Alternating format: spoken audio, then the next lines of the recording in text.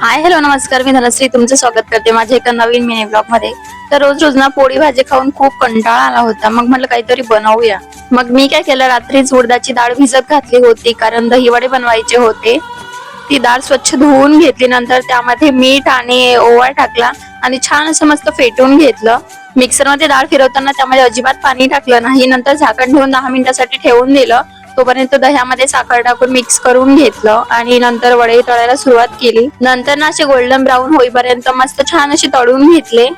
हे वडे ना फक्त तळून खाल्ले तरी पण खूप छान लागतात आणि ज्यांना दह्यासोबत आवडतं ते दह्यासोबत पण खाऊ शकतात.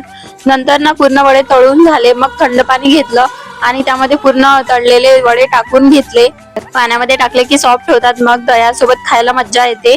आणि मला काही मोह आवडला नाही, मग टेस्ट करून बघितलंच. नंतर त्यामधले पाणी काढून घेतला आणि मस्त त्यावर साखर टाकलेलं दही, कांद्याची चटणी होती माझ्याकडे. नंतर त्याच्यामध्ये चाट मसाला टाकला, छान मस्त खायला तयार झाले. चला तर भेटूया पुढच्या